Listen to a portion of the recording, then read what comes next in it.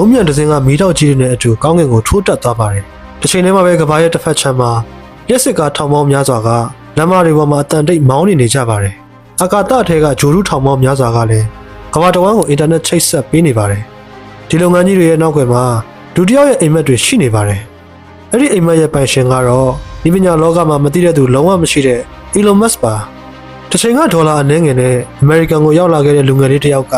ဒီနေ့ကမ္ဘာမှာအချမ်းသာဆုံးလူသားတွေထဲကတစ်ယောက်ဖြစ်လာခဲ့ပါတယ်။ဒါပေမဲ့ပိုပြီးစိတ်ဝင်စားဖို့ကောင်းတာကကမ္ဘာဘဏ္ဍာရေးပညာရှင်အချို့ကသူဟာလူသားသမိုင်းမှာပထမဆုံးထရီလီယံနာဖြစ်လာနိုင်တဲ့သူတစ်ယောက်လို့သုံးသပ်နေကြတာပါ။ဒါဟာအလွန်အကျွံခက်မှန်းချက်တစ်ခုလား။ဒါမှမဟုတ်လူသားသမိုင်းရဲ့စာမျက်နှာသစ်တစ်ခုစတင်တော့မှာလား။ဒီနေ့ Bosco မြန်မာမှာတော့ Elon Musk ကဘယ်လိုမျိုးထရီလီယံနာဖြစ်လာနိုင်တယ်ဆိုတဲ့အကြောင်းကိုတင်ဆက်ပေးသွားမှာဖြစ်ပါတယ်။လူအများစုကချမ်းသာတဲ့သူတစ်ယောက်ဆိုရင်ငွေသားအများကြီးရှိတယ်လို့ထင်ကြပါတယ်။ဒါပေမဲ့ Elon Musk ရဲ့ချမ်းသာမှုကတော့အဲ့ဒီလိုမဟုတ်ပါဘူး။သူ့ရဲ့ချမ်းသာမှုအများစုဟာသူတည်ထောင်ခဲ့တဲ့ကုမ္ပဏီတွေရဲ့ရှယ်ယာတန်ဖိုးကနေရရှိလာတာဖြစ်ပါတယ်။အဲ့ဒီကုမ္ပဏီတွေထဲမှာ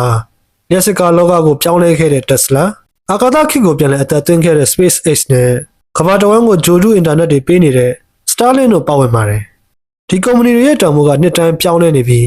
အောင်မြင်မှုတွေတိုးလာတိုင်း Elon Musk ရဲ့ပိုင်ဆိုင်မှုကလည်းအတူတူမြင့်တက်လာတာဖြစ်ပါတယ်။ဒါပေမဲ့ Trillionaire ဖြစ်ဖို့ဆိုတာ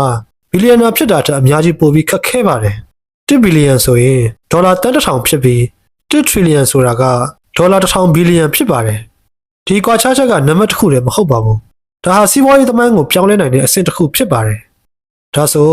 Elon Musk ကဘာကြောင့် Trillionaire ဖြစ်လာနိုင်တယ်လို့လူတွေယုံကြည်နေကြတာလဲ။အဖြေကတော့သူဟာကုမ္ပဏီတစ်ခုတည်းကိုအားကိုးမထားတာပါ။ Tesla ကကားတွေရောင်းနေတာမဟုတ်တော့ပါဘူး။ Artificial Intelligence robot နည်းပညာနဲ့စွမ်းရည်တော်လောင်ရေးနည်းပညာတွေကိုပါတိုးချဲ့လှုပ်ဆောင်နေတာပါ။တစ်ဖက်မှာလည်း SpaceX ဟာ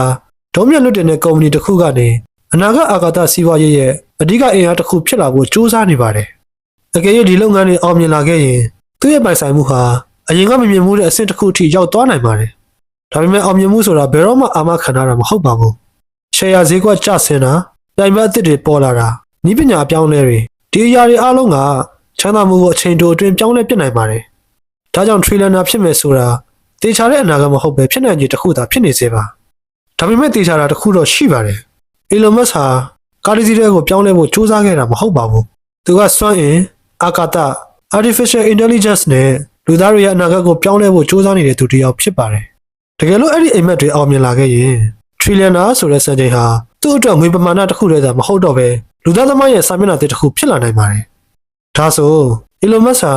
လူသားသမိုင်းမှာပထမဆုံး Trillionaire ဖြစ်လာနိုင်မယ်လို့ယုံကြည်ထားပါသလား။ဒါမှမဟုတ်နောက်ထပ်စီးပွားရေးလုပ်ငန်းရှင်တစ်ယောက်က Elon Musk တဲ့အရင် Trillionaire ဖြစ်သွားနိုင်မယ်လို့ထင်မိပါသလား။သင်ရဲ့အမြင်ကို comment မှာမျှဝေပေးဖို့ဖိတ်ခေါ်လိုက်ပါတယ်။ဒီနေ့ဗီဒီယိုကတော့ဒီလောက်ပါပဲ။မိတ်ဆွေသင်ကကမ္ဘာကြီးကိုပြောင်းလဲနေတဲ့လူပုဂ္ဂိုလ်တွေနည်းပညာတွေစီးပွားရေးလောကရဲ့အပြောင်းအလဲတွေနဲ့ထူးဆန်းမှုတွေမသိသေးတဲ့အကြောင်းအရာတွေကိုစိတ်ဝင်စားရဆိုရင် Bosco မြန်မာကိုအခုပဲ follow ထားဖို့ဖိတ်ခေါ်လိုက်ပါတယ်။ဒီတော့နောက်ဗီဒီယိုမှာပြန်တွေ့ကြပါမယ်။